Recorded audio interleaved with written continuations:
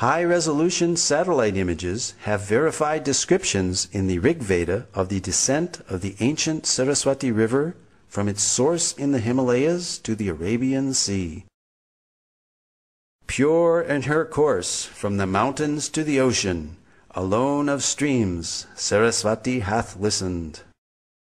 The mighty Saraswati River and its civilization are referred to in the Rig Veda more than 50 times, proving that the drying up of the Saraswati River was subsequent to the origin of the Rig Veda, pushing this date of origin further back into antiquity, casting further doubt on the imaginary date for the so-called Aryan invasion. This satellite image clearly shows the Indus-Saraswat river system extending from the Himalayas to the Arabian Sea.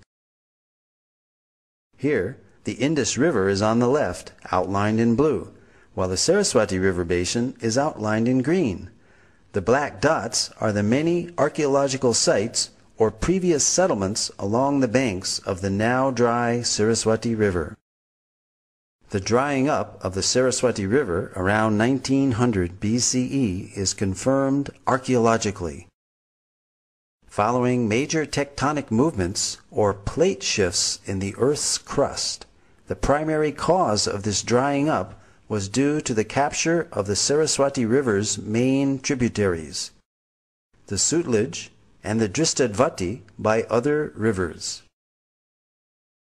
Although early studies based on limited archaeological evidence produced contradictory conclusions, recent independent studies, such as that of archaeologist James Schaffer in 1993, showed no evidence of a foreign invasion in the Indus-Saraswat civilization, and that a cultural continuity could be traced back for millennia. In other words, archaeology does not support the Aryan invasion theory. Marine archaeology has also been utilized in India off the coast of the ancient port city of Dwarka in Gujarat, uncovering further evidence in support of statements in the Vedic Scriptures. An entire submerged city at Dwarka, the ancient port city of Lord Krishna, with its massive fort walls, piers, wharves, and jetty, has been found in the ocean as described in the Mahabharata and other Vedic literatures. This Sanskrit verse from the Moshila Parva of the Mahabharata describes the disappearance of the city of Dwarka into the sea. After all the people had set out, the ocean flooded Dwarka, which still teemed with wealth of every kind. Whatever portion of land was passed over, the ocean immediately flooded over with its waters. Dr. S.R. Rao, formerly of the Archaeological Survey of India, has pioneered marine archaeology in India. Marine archaeological findings seem to corroborate descriptions in the Mahabharata of Dwarka as a large, well-fortified, and prosperous port city, which was built on land reclaimed from the sea and later taken back by the sea.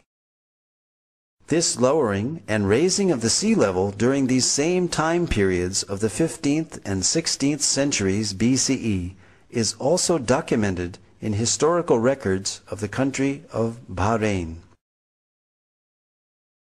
Here is a glimpse of the massive Dwarka city wall. Among the extensive underwater discoveries were a large door socket and a bastion from the fort wall, 2 rock-cut slipways of varying width extending from the beach to the intertidal zone, a natural harbor, as well as a number of olden stone ship anchors were discovered, attesting to Dwarka being an ancient port city. The 3-headed motif on this conch shell seal found in the Dwarka excavations corroborates the reference in the scripture Harivamsa that every citizen of Dwarka should carry a mudra or seal of this type. All these underwater excavations add further credibility to the validity of the historical statements found in the Vedic literatures. Apart from Dwarka, more than 35 sites in North India have yielded archaeological evidence and have been identified as ancient cities described in the Mahabharata.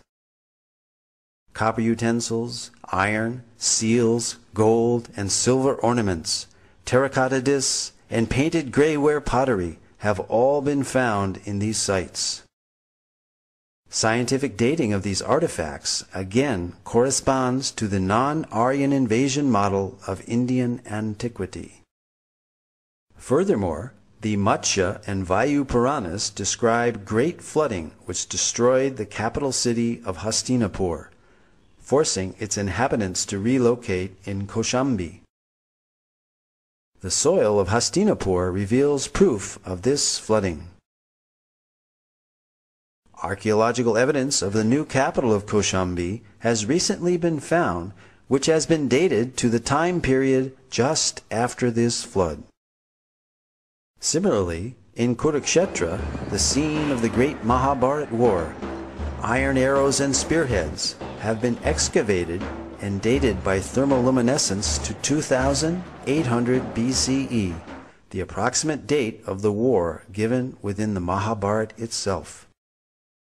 The Mahabharata also describes 3 cities given to the Pandavas, the heroes of the Mahabharata, after their exile: Paniprastha, Sonaprastha, and Indraprastha, which is Delhi's Puranakela. These sites have been identified and yielded pottery and antiquities which show a cultural consistency and dating consistent for the Mahabharata period, again verifying statements recorded in the Vedic literatures. Although early Indologists in their missionary zeal widely vilified the Vedas as primitive mythology, many of the world's greatest thinkers admired the Vedas as great repositories of advanced knowledge and high thinking. Arthur Schopenhauer, the famed German philosopher and writer, wrote that I encounter in the Vedas deep, original, lofty thoughts, suffused with a high and holy seriousness. The well-known early American writer Ralph Waldo Emerson read the Vedas daily. Emerson wrote, I owed a magnificent day to the Bhagavad Gita. Henry David Thoreau said, in the morning I bathe my intellect in the stupendous philosophy of the Bhagavad Gita, in comparison with which our modern world and its literature seems puny and trivial. So great were Emerson and Thoreau's appreciation of Vedantic literatures that they became known as the American Transcendentalists. Their writings contain many thoughts from Vedic philosophy.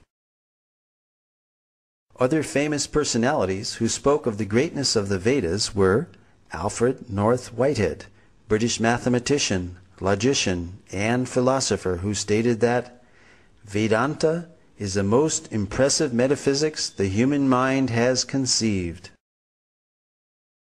Julius Robert Oppenheimer, the principal developer of the atomic bomb, stated that the Vedas are the greatest privilege of this century.